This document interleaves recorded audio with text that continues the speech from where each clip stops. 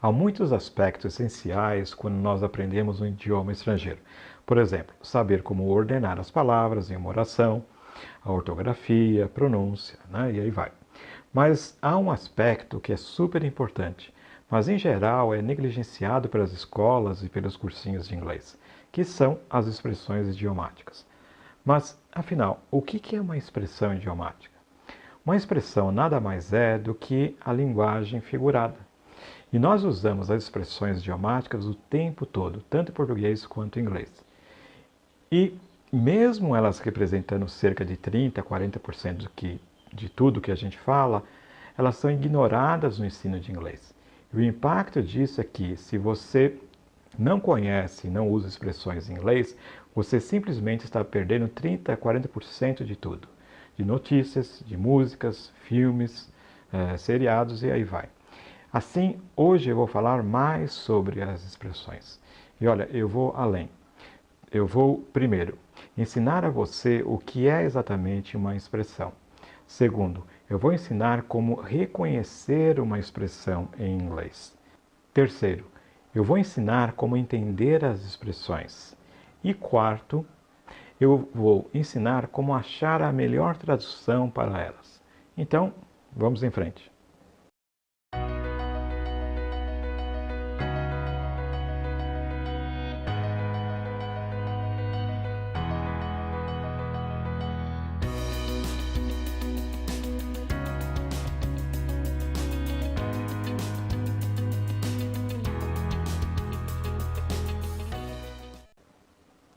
Como eu disse antes, as expressões são linguagem figurada. Por exemplo, se nós falarmos em português, quando ele perdeu o emprego, a vaca foi para o brejo. A vaca foi para o brejo é uma expressão. Nós não queremos dizer literalmente que a vaca foi para o brejo e se atolou lá.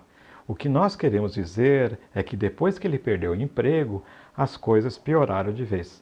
Então, a primeira regra das expressões é: não traduza, não entenda ao pé da letra, ou seja, literalmente.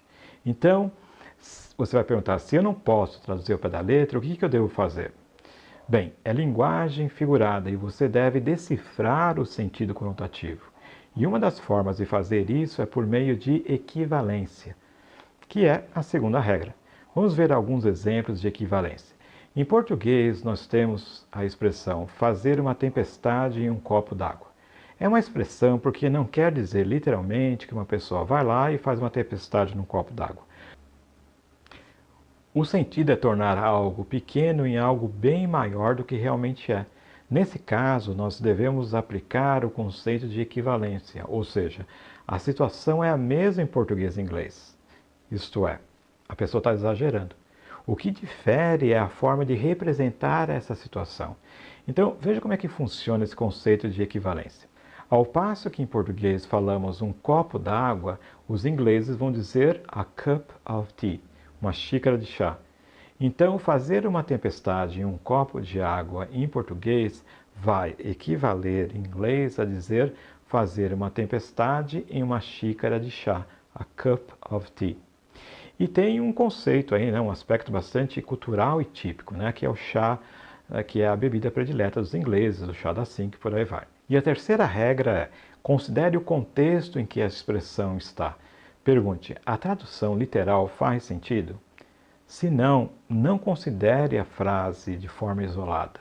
Analise o significado dentro do contexto e tente achar um equivalente em português.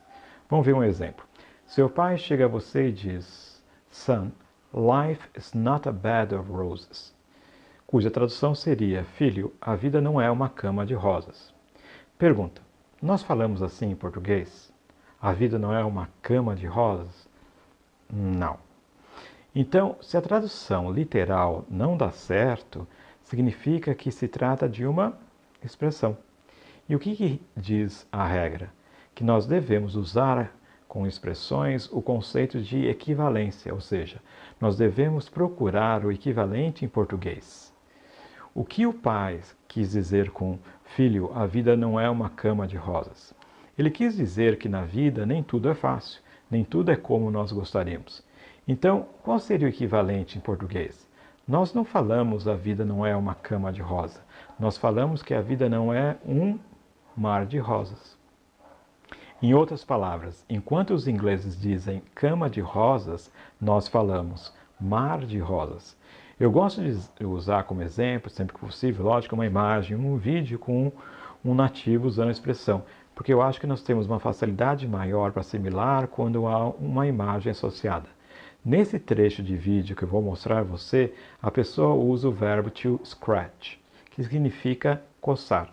Vamos ver o vídeo e então aplicar esses conceitos que nós vimos até agora. You scratch my back, I scratch your back. You want to collaborate with those people, right? You scratch my back, I scratch your back. You want to collaborate with those people, right? You scratch my back, I scratch your back. You want to collaborate with those people, right? You scratch my back, I scratch your back. You want to collaborate with those people, right? O rapaz fala inglês. You scratch my back and I'll scratch your back. Que seria literalmente, você coça as minhas costas e eu coço as suas. Pergunta, a gente fala assim em português? Não. Então, é uma expressão. E eu não devo traduzi-la ao pé da letra, certo? O que eu devo fazer então? Eu tento achar um equivalente, considerando todo o contexto. Você coça as minhas costas e eu coço as suas, quer dizer que nós vamos fazer um favor mútuo. Então, o que entendemos é que se você me ajudar, eu te ajudo também. A gente não fala em português, eu coço suas costas, você coça a minha. A gente diz que uma mão lava a outra. Entenderam? Veja que acontece o mesmo, né, com os outros exemplos que eu mencionei. Na expressão a tempestade em um copo d'água, enquanto nós falamos copo, eles usam xícara. Enquanto a gente usa água, eles usam chá. Enquanto nós usamos mar de rosas, eles dizem cama de rosas. E nesse último caso, enquanto eles dizem coçar as costas, nós falamos lavar as mãos. Ficou mais claro agora o que são as expressões? Por outro lado, eu tenho que admitir que nem todas as expressões são fáceis de entender. Algumas expressões têm, como nós falamos em linguística, o seu significado mais transparente e outras mais opaco. Mas as recomendações dadas aqui são válidas. E aí, gostou da aula? Esse vídeo, na verdade, foi um exemplo da abordagem de coaching de fluência em inglês que eu ensino e que se baseia no entendimento do idioma. Como exemplo dessa abordagem, veja, hoje eu ensinei para você. Primeiro, vimos o que é uma expressão idiomática em inglês. Segundo, nós vimos que nós não podemos traduzi-las ao pé da letra. Terceiro, nós vimos como devemos entender as expressões. E quarto, vimos que devemos tentar sempre achar um equivalente em português. E expliquei isso usando bom senso e argumentos lógicos. Eu não pedi em momento nenhum para que você decorasse, e nem seria necessário, porque você sabe que você é inteligente e capaz de entender como funcionam as expressões, em vez de decorá-las.